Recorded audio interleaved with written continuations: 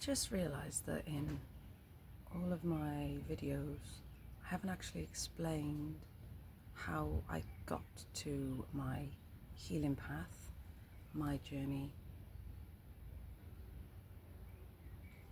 So I was on self-destruct mode, as most of the Western society are, always looking for outside distractions, outside validation, not wanting to go within, not wanting to feel my emotions, not wanting to be vulnerable and things like that.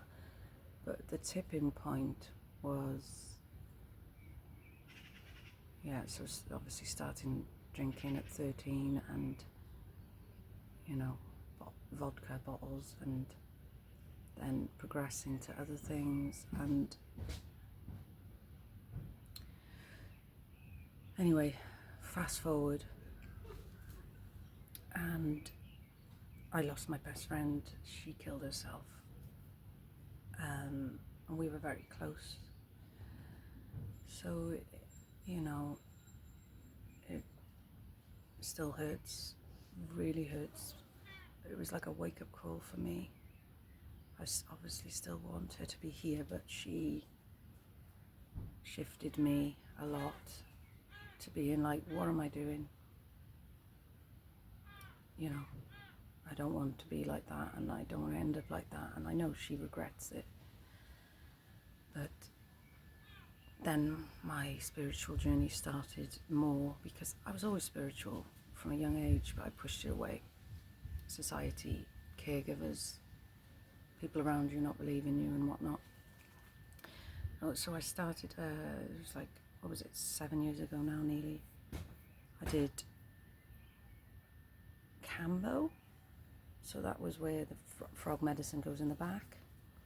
Again, any of these medicines mustn't be abused, because too much is not good. I got loads of birds in my garden at the moment. They're getting the cherries off the tree. 3 pigeons.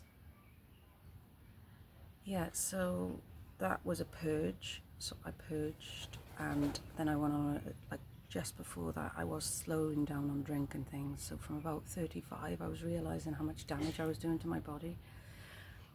And then I started researching lots of spiritual stuff on Netflix, Prime, YouTube, books. I was just like, I want to learn. I didn't want to learn in school, but I want to learn now.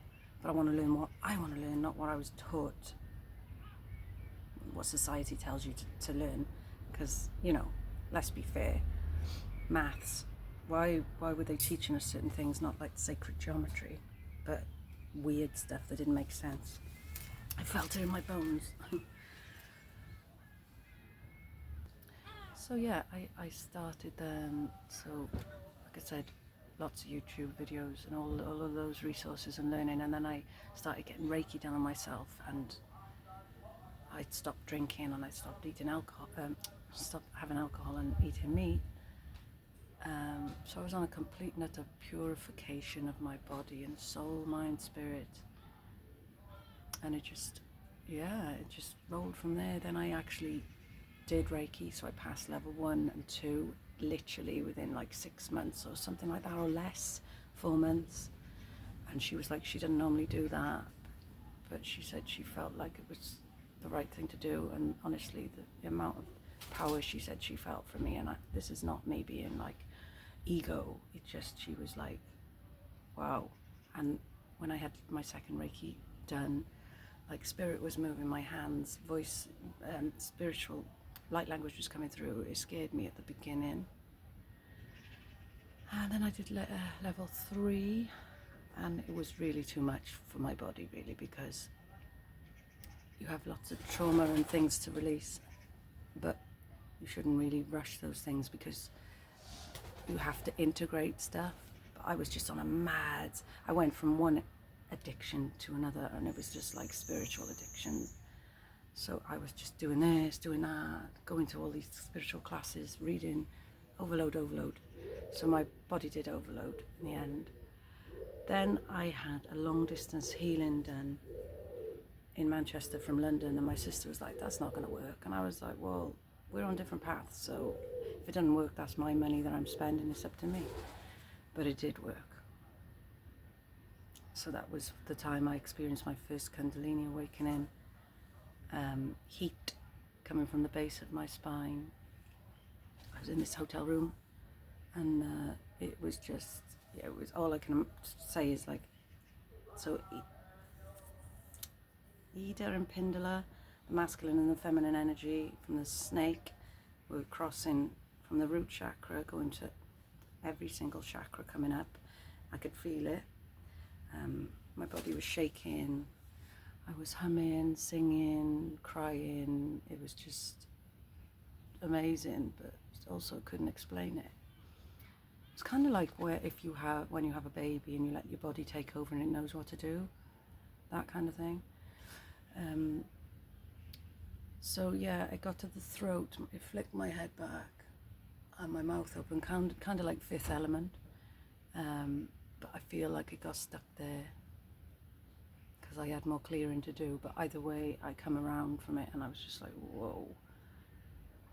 But then the next few years, it was very tough because I did ayahuasca, I did San Pedro, I ended up in hospital. The San Pedro was too much, the masculine energy was too much for me. They didn't care for me properly. Pigeon's struggling hard, bless you.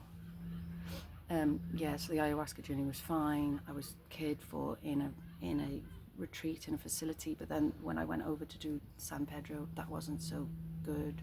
I'll do another video on that. And then, yeah, my health really declined then. I don't know if I just pushed it too much. Like you can be diving too much into the spiritual stuff that it can affect your physical body. So that's when I started having bad hips. I mean, I'm not talking bad, like they were really painful. I could hardly walk. I couldn't, like I had pains all over my body, my spine, my neck. I was in agony for about 2 years.